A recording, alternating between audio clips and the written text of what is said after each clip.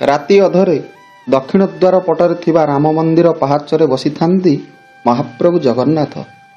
ଏତିକି ବେଳେ ମାତା ଲକ୍ଷ୍ମୀ ଠାକୁରାଣୀ ଆସି ପ୍ରଭୁଙ୍କ ନିକଟରେ ପହଞ୍ଚିଲେ। ପ୍ରଭୁଙ୍କୁ ଏମିତି ବିବ୍ରତ ଦେଖି ମାତା ଲକ୍ଷ୍ମୀ ପଚାରିଲେ, କୋଟି ବ୍ରହ୍ମାଣ୍ଡର ନାଥ, ଆଜି ଦକ୍ଷିଣ ଦ୍ୱାରରେ ଏମିତି ଅନ୍ୟମନସ୍କ ବିବ୍ରତ ହୋଇ ବସି ରହିବାର କାରଣ କ'ଣ ପ୍ରଭୁ? ମହାପ୍ରଭୁ ଜଗନ୍ନାଥ କହିଲେ, ପ୍ରିୟେ, ମୋର ଗୋଟିଏ ଭକ୍ତ ଆଜି ମୋତେ ଦର୍ଶନ କରିବା ନିମନ୍ତେ ଶ୍ରୀକ୍ଷେତ୍ରକୁ ଆସିଛନ୍ତି। ହେଲେ ମୋତେ ଦର୍ଶନ ନ କରିପାରି ନିରାଶ ହୋଇ ଅତ୍ୟନ୍ତ ଶୀତ କାକରରେ ମୋର ଶ୍ରୀମନ୍ଦିର ବାହାରେ ଗୋଟିଏ ବୃକ୍ଷ ମୂଳରେ ବସି ମୋତେ ଡାକୁଛନ୍ତି, ମୋ ନାମ ଜପ କରୁଛନ୍ତି, ଜୟ ଜଗନ୍ନାଥ, ଜୟ ଜଗନ୍ନାଥ, ଜୟ ଜଗନ୍ନାଥ ବୋଲି। ତେବେ କିଏ ସେହି ଭକ୍ତ? କିଏ ସେହି ଭକ୍ତ ଯାହାଙ୍କ ପାଇଁ ମହାପ୍ରଭୁ ଜଗନ୍ନାଥ ଆଜି ବ୍ୟସ୍ତ ବିବ୍ରତ? ଆସନ୍ତୁ ଜାଣିବା। ଜୟ ଜଗନ୍ନାଥ, ଜୟ ଗୋପୀନାଥ। ଜଗନ୍ନାଥ ମହିମାର ଆଉ ଗୋଟିଏ ନୂତନ ଅଧ୍ୟାୟକୁ ଆପଣମାନଙ୍କୁ ସ୍ୱାଗତ ଦର୍ଶକ ବନ୍ଧୁ।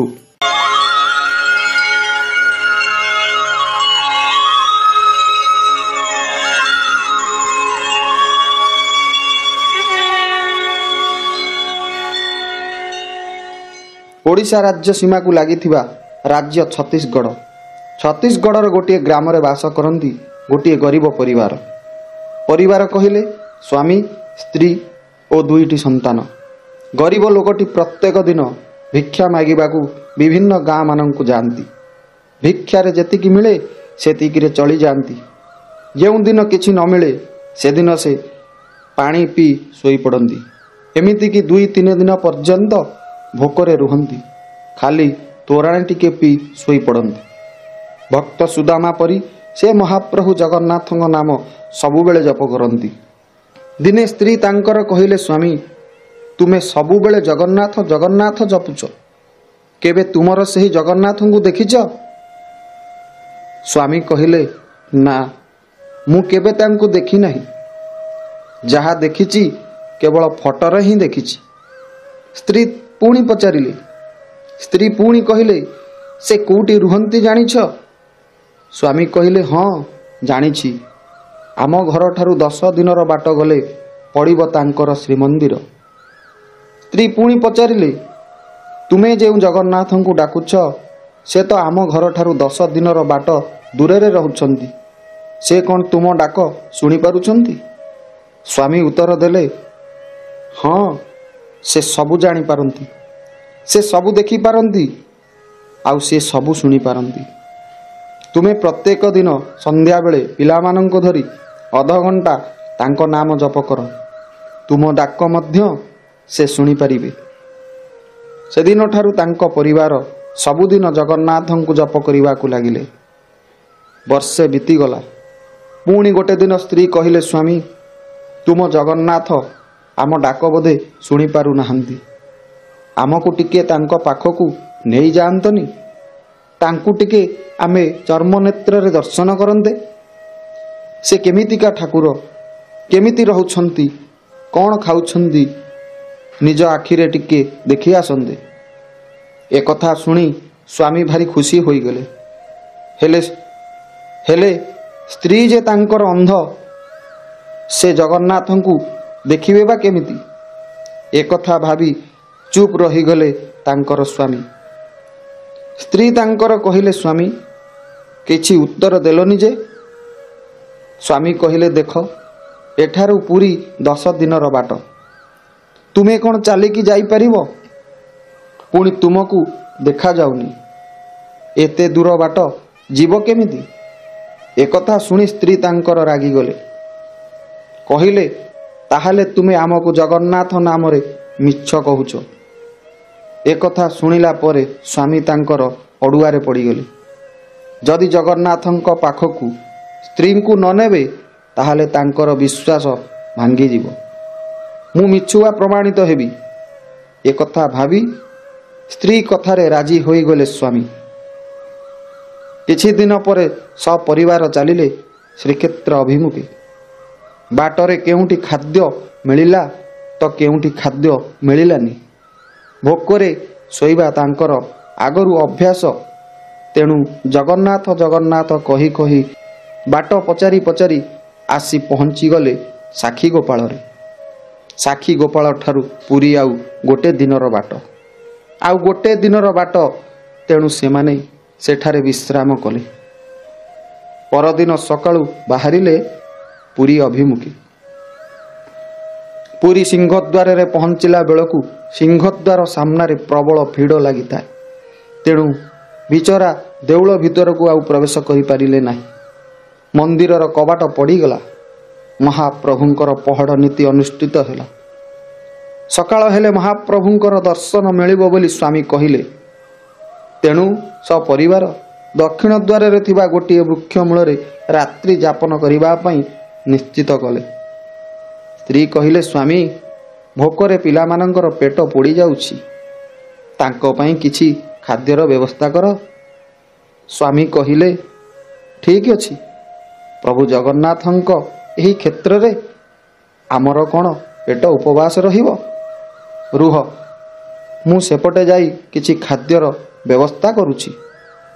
ଏହା କହି ଗରିବ ଲୋକଟି ମନ୍ଦିର ଚାରିପଟେ ଯେତେ ଦୋକାନ ଗଳି କନ୍ଦି ଥିଲା ସବୁ ବୁଲିଲା, ହେଲେ ତାକୁ କୋଉଠୁ କିଛି ମିଳିଲା ନାହିଁ। ବିଚରା ନିରାଶ ମନରେ ଫେରିଲେ। ସ୍ତ୍ରୀ ପଚାରିଲେ, କ'ଣ ଖାଦ୍ୟ ଆଣିଲ? ସ୍ୱାମୀ କିଛି ନ କହି ଚୁପଚାପ ରହିଲେ। ଟିକେ ପରେ ଧୀରେ ଚପା ଗଳାରେ କହିଲେ, ଏତେ ରାତିରେ ଖାଦ୍ୟ କେଉଁଠୁ ମିଳିବ? ସକାଳ ହେବା ପର୍ଯ୍ୟନ୍ତ ଆମକୁ ଅପେକ୍ଷା କରିବାକୁ ହେବ। ରାତିଟା ଆଜି ପାଣି ପିଇ ଶୋଇପଡ଼। ସ୍ତ୍ରୀ କହିଲେ, କାଲିଠାରୁ ପିଲାମାନେ ଖାଇନାହାନ୍ତି, ଭଲ କରି ପେଟରେ ଦାନା ଟିକେ ପଡ଼ିନାହିଁ ତାଙ୍କର। ଏପଟେ ଏତେ ବାଟର ଚାଲି ଚାଲି ଥକି ପଡ଼ିଛନ୍ତି, ତୁମେ କହୁଛ ଖାଦ୍ୟ ମିଳିଲା ନାହିଁ? ଜଗନ୍ନାଥଙ୍କ ଏହି କ୍ଷେତ୍ରରେ ଆମେ କ'ଣ ଆଜି ଉପବାସରେ ଶୋଇବା? ତୁମ ଜଗନ୍ନାଥ କ'ଣ ଆମକୁ ଉପବାସରେ ରଖିବେ? ଆଉ ଯଦି ଆଜି ରାତିରେ ମୋ ପିଲାମାନେ ଉପବାସରେ ଶୋଇବେ, ତେବେ ମୁଁ କହି ରଖୁଛି ଶୁଣ, ମୁଁ ଜାଣିବି ତମ ଜଗନ୍ନାଥ ନାହାନ୍ତି। ମୁଁ ଜାଣିବି ତୁମ ଜଗନ୍ନାଥ ଡାକିବା ସବୁ ମିଛ। ତୁମ ଜଗନ୍ନାଥ ଏ ଶ୍ରୀକ୍ଷେତ୍ରରେ ନାହାନ୍ତି, ଏ ଦୁନିଆରେ ନାହାନ୍ତି। ଯାହା ପାଇ ମୁଁ ମୋ ପିଲାମାନଙ୍କୁ ଆଜି ଏତେ ବାଟ ଚାଲି ଚାଲି ଭୋକ ଉପବାସରେ ନେଇ ଆସିଥିଲି। ଆଉ କାଲି ସକାଳୁ ମୁଁ ମୋ ପିଲାମାନଙ୍କୁ ଧରି ଗାଁକୁ ଚାଲିଯିବି। ଜାଣିବି ଜଗନ୍ନାଥ ବୋଲି କୌଣସି ଠାକୁର ଏ ଦୁନିଆରେ ନାହିଁ, ଏ ଦୁନିଆରେ ନାହିଁ। ସ୍ୱାମୀ କହିଲେ, ତୁମେ ଠାକୁରଙ୍କ ଉପରେ ବିଶ୍ୱାସ ରଖ, ସେ ନିଶ୍ଚିନ୍ତ କିଛି ବ୍ୟବସ୍ଥା କରିବେ। ସକାଳ ହେଉ, ଦେଖିବ ସବୁ ଠିକ୍ ହୋଇଯିବ। ସ୍ତ୍ରୀ ମନେ ମନେ ଦୁଃଖ କରି ପିଲାମାନଙ୍କୁ କୋଳରେ ଧରି ଶୋଇପଡ଼ିଲେ। ଏପଟେ ସ୍ୱାମୀ ମଧ୍ୟ ଅଡ଼ୁଆରେ ପଡ଼ିଗଲେ। ଜଗନ୍ନାଥଙ୍କୁ ବିଶ୍ୱାସ କରି ମୋ ସ୍ତ୍ରୀ ପିଲାଙ୍କୁ ମୁଁ ଶ୍ରୀକ୍ଷେତ୍ର ଆଣିଥିଲି, ଦର୍ଶନ ତ କରିପାରିଲୁ ନାହିଁ, ପୁଣି ରାତିରେ ଉପାସରେ ଶୋଇଲେ ମୋ ପିଲାମାନେ। ସକାଳ ହେଲେ ମୋ ସ୍ତ୍ରୀକୁ ମୁଁ ଆଉ କି ମୁହଁ ଦେଖାଇବି? ମୁଁ ସିନା ପ୍ରଭୁଙ୍କୁ ବିଶ୍ୱାସ କରେ, ହେଲେ ମୋ ଅନ୍ଧୁଣୀ ସ୍ତ୍ରୀଟି ମନରେ ଯେଉଁ ଆଶା ବିଶ୍ୱାସ ଜାତ ହୋଇଛି ଜଗନ୍ନାଥଙ୍କ ପ୍ରତି, ତାହା ଅବିଶ୍ୱାସରେ ପରିଣତ ହୋଇଯିବ। ମୁଁ ମିଛୁଆ ହୋଇଯିବି, ଏ ଶ୍ରୀକ୍ଷେତ୍ର ମିଛୁଆ ହୋଇଯିବ, ଏ ପତିତ ପାବନ ବାନା ମିଛ ହୋଇଯିବ। ଏମିତି ଭାବି ଭୋ ଭୋ ହୋଇ କାନ୍ଦିବାକୁ ଲାଗିଲେ ସେହି ଭକ୍ତ ଜଣଙ୍କ। କିନ୍ତୁ ଏ କାନ୍ଦ ତାଙ୍କ ପିଲାମାନଙ୍କ କାନରେ ବାଜୁଥାଏ ଯଦି ମହାପ୍ରଭୁ ଜଗନ୍ନାଥଙ୍କ କାନରେ ବାଜୁଥାଏ, ଅଥୟ କରୁଥାଏ ତାଙ୍କର ଭକ୍ତର ଡାକରେ ତାଙ୍କୁ। କାନ୍ଦି କାନ୍ଦି ସେ ସେଇ ଗଛର ତଳେ ପିଲାମାନଙ୍କ ପାଖରେ ଶୋଇପଡ଼ିଲେ। ନିଦ ଲାଗିଯାଇଛି ତାଙ୍କୁ। ସେପଟେ ବଡ଼ ଦେଉଳର ନୀତି ବିଳମ୍ବ ହେବାରେ ଲାଗିଛି, କାରଣ ମହାପ୍ରଭୁ ଜଗନ୍ନାଥ ରତ୍ନ ସିଂହାସନରେ ନାହାନ୍ତି। ଆସୁଛନ୍ତି ପୁଣି ଚାଲି ଯାଉଛନ୍ତି।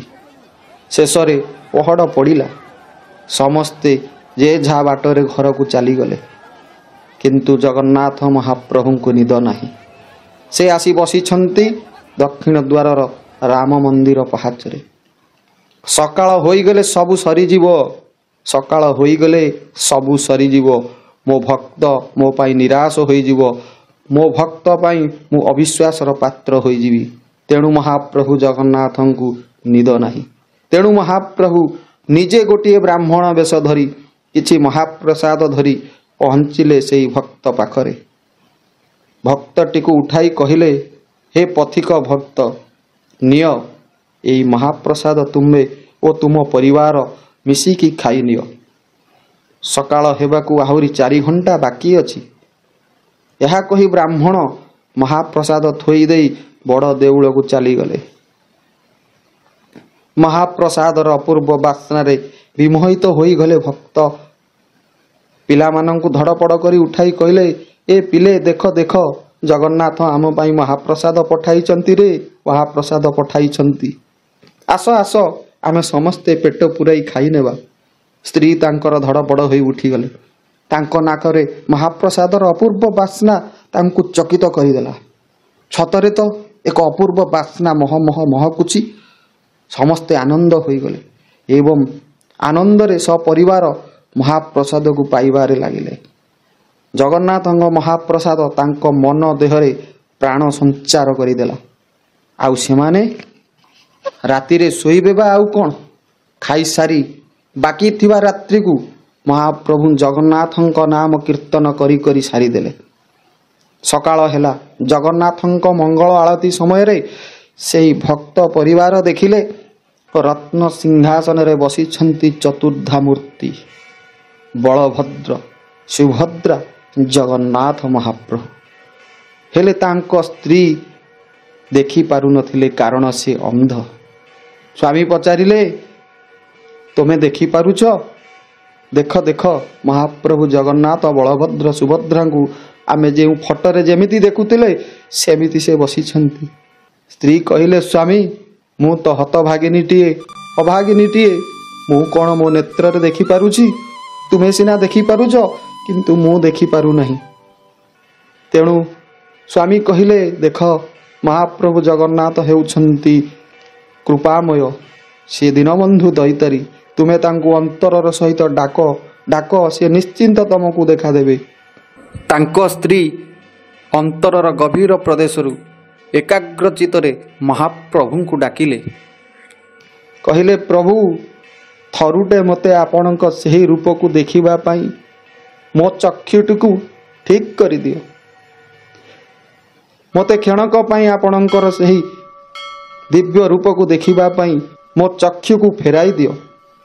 ଏତିକି କହିଲା ପରେ ହଠାତ୍ ଏକ ରଶ୍ମି ଆସି ତାଙ୍କ ଆଖିରେ ମାଡ଼ ହେଲା। ଆଉ ତାପରେ ସେ ସବୁ କିଛି ଦେଖିପାରିଲେ। ସ୍ୱାମୀଙ୍କୁ କହିଲେ, ସ୍ୱାମୀ, ଦେଖ ଦେଖ, ମୁଁ ସବୁ ଦେଖିପାରୁଛି। ଦେଖ, ସେଠି ସିଂହାସନରେ 3ଟି ଠାକୁର ବସିଛନ୍ତି। ମୁଁ ସବୁ ଦେଖିପାରୁଛି, ମୁଁ ସବୁ ଦେଖିପାରୁଛି ସ୍ୱାମୀ, ମୁଁ ସବୁ ଦେଖିପାରୁଛି। ତାଙ୍କ ପରିବାର, ପିଲାମାନେ ଏବଂ ସ୍ୱାମୀଙ୍କର ଆନନ୍ଦର ଠିକଣା ରହିଲା ନାହିଁ। ସ୍ୱାମୀ ତାଙ୍କର ଆଶ୍ଚର୍ଯ୍ୟ ହୋଇଗଲେ। କି କରୁଣା, କି ପ୍ରକାର କୃପା କଲେ ମହାପ୍ରଭୁ ଜଗନ୍ନାଥ। ରାତିରେ ଆମକୁ ମହାପ୍ରସାଦ ଦେଇ କୃତାର୍ଥ କଲେ, ଆଉ ଏବେ ମୋ ସ୍ତ୍ରୀର ଦୃଷ୍ଟିଶକ୍ତି ଫେରାଇ ମୋ ପରିବାର ଉପରେ ଅଯାଚିତ କୃପା ଢାଳିଦେଲେ। ସତରେ ତୁମେ ଭକ୍ତର ଭଗବାନ, ସତରେ ତୁମେ ଜଗତର ନାଥ ଜଗନ୍ନାଥ। ତୁମେ ସାକ୍ଷାତ ଜୀବନ୍ତ ଠାକୁର, ମୋ ଜଗନ୍ନାଥ, ମୋ ଜଗନ୍ନାଥ। ଏ ଜୀବନ ଯେତେ ଦିନ ଥିବ, ହେ କରୁଣା ନିଧାନ, କୃପା ନିଧାନ, ଏ ପରିବାର ତୁମରି ନାମକୁ ଭଜୁଥିବ, ଦୀନବନ୍ଧୁ ଭଜୁଥିବ। ଜୟ ଜଗନ୍ନାଥ, ଜୟ ଜଗନ୍ନାଥ, ଜୟ ଜଗନ୍ନାଥ। ଦର୍ଶକ ବନ୍ଧୁ, ଯଦି ଆପଣମାନଙ୍କୁ ଏହି ଭିଡ଼ିଓଟି ଭଲ ଲାଗିଥାଏ ତେବେ ନିଶ୍ଚିତ କମେଣ୍ଟ ବକ୍ସରେ ଜଗନ୍ନାଥ ବୋଲି ଲେଖିଦିଅନ୍ତୁ, ଜୟ ଜଗନ୍ନାଥ ବୋଲି ଲେଖିଦିଅନ୍ତୁ। ଆଉ ଜଗନ୍ନାଥଙ୍କ ଉପରେ ବିଶ୍ୱାସ କରନ୍ତୁ। ଆପଣଙ୍କ ଦିନଟି ମଙ୍ଗଳମୟ ହେଉ। ଜୟ ଜଗନ୍ନାଥ, ଜୟ ଗୋପୀନାଥ।